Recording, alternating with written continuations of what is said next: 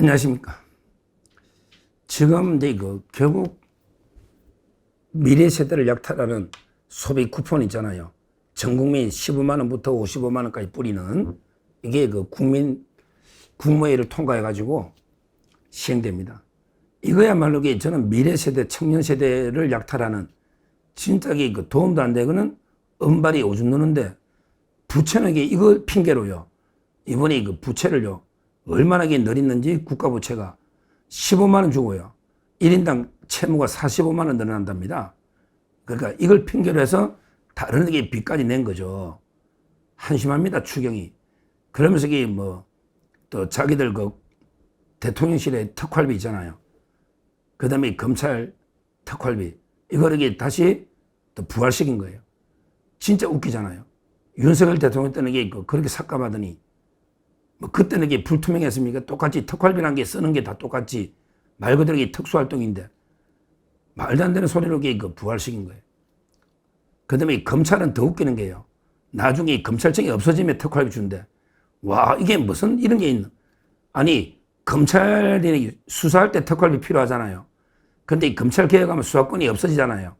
근데 그때 수사권이 없는데 그러면 이게 공소밖에 안 하는데 무슨 특활비가 필요합니까?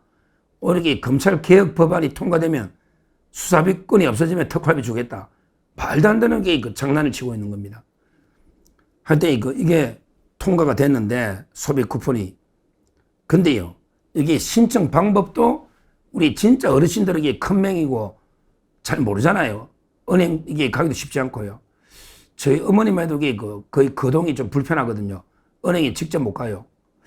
그럼 대리 신청할 수 있나? 하긴 모르겠어요. 그러고 전혀 인터넷이나 안 쓰거든요. 저희 어머니가 연세가 있으니 저 거동도 불편하고. 그럼 돈을 어떻게 주려고 하나? 하여튼 방법은요. 지금 현재 해놨습니다. 실제 소비 쿠폰 이게요. 어떻게 하느냐면 기한이 사용 기한이요. 1차, 2차로 나눕니다.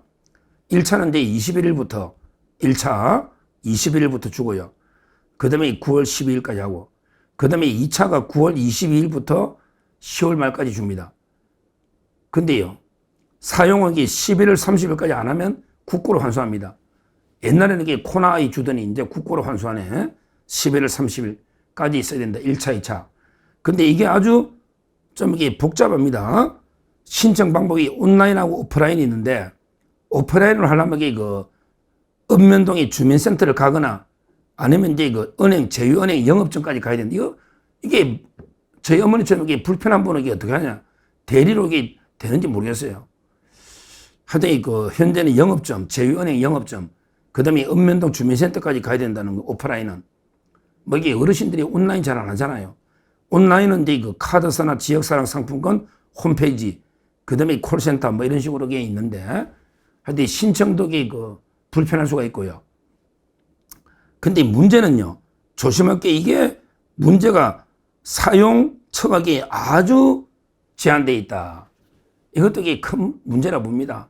사용처가요, 우리 제일 많이 쓰는 게 배달의 민족, 이렇게 쿠팡 시켜 먹잖아요. 특히 거동이 불편하신 어르신들은 쿠팡 또는 배달의 민족, 이런 데서는 사용이 안 된다.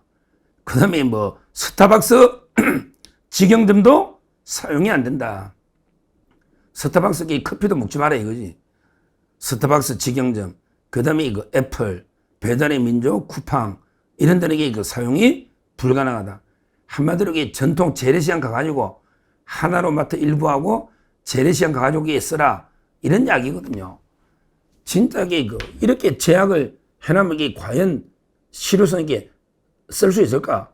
아마 제가 보기에 거부 운동도 지금 많이 하고 있고요. 아마 안 쓰는 분들이 상당히 있지 않을까? 이렇게 쓰고, 또 쓰고 싶어도 못 쓰는 분도 있고요. 지금 이런 심각한 문제예요. 결국 이런 거 하면요, 이런 걸 뿌리는 비용만 550억이 든다 합니다. 결국은 이제 코나이처럼 이재명의 디지털 저수지 이런 데가 덕 보는 거고요. 덕 보는 거죠. 그리고 이제 실제 여러 개 요런 데 하다 보면 이권 업체들이 많거든요. 왜 그러냐면 또 요런 데 구멍을 노리고 계속 이권을 노리는 이런 업체들만 살찌우는 거지, 과연 이게 우리 국민들과 국민 경제에 얼마나 도움될까? 뭐 15만 원 가격에 뭐 이재명이가 소고기는 뭐 실컷 드시라는데 진짜 물가 몰라도 소고기가 여기 4인 가족으로 먹으려면요. 1인분만 먹을 수도 없잖아. 양이 얼마 안 되는데. 근데 이거 1인분에 5만 원, 6만 원 되게 넘는데 이게 15만 원가 뭘 합니까? 뭘 하느냐고.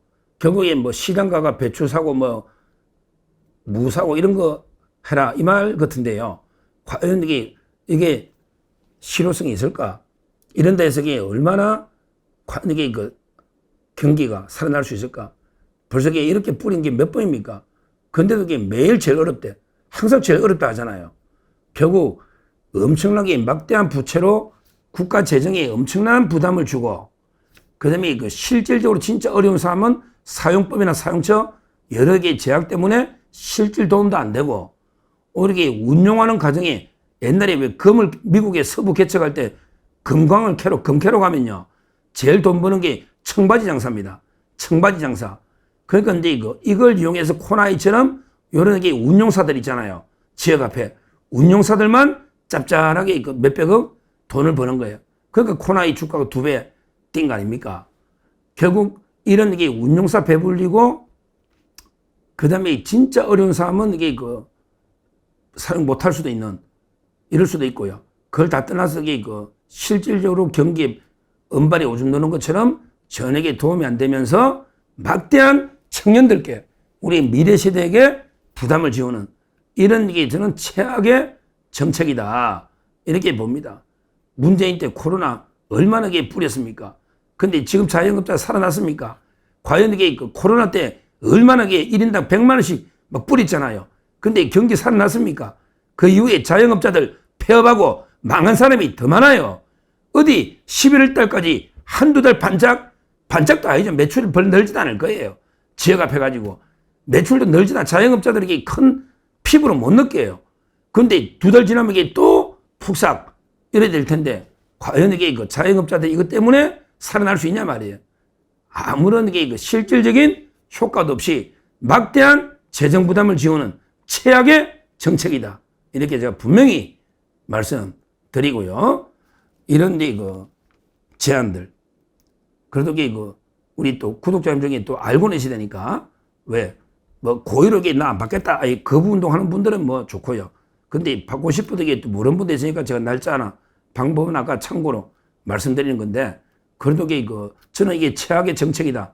이게 보지만 다 뿌리는 거게 또 우리 안 받으면 이게 본인만 손해니까 저 11월 30일까지 안 쓰면 국고로 환수된다는 거 말씀드리고, 결론적으로 이번에 뿌리는 민생 회복 소비 쿠폰, 이러면 이게 아주 그럴듯하게 지났는데, 결론적으로 민생 회복 소비 쿠폰은요, 민생 회복은 그냥 오히려 우리 미래 세대에게 엄청난 부채, 빚만 떠넘기는 민생 파탄 소비 쿠폰이다.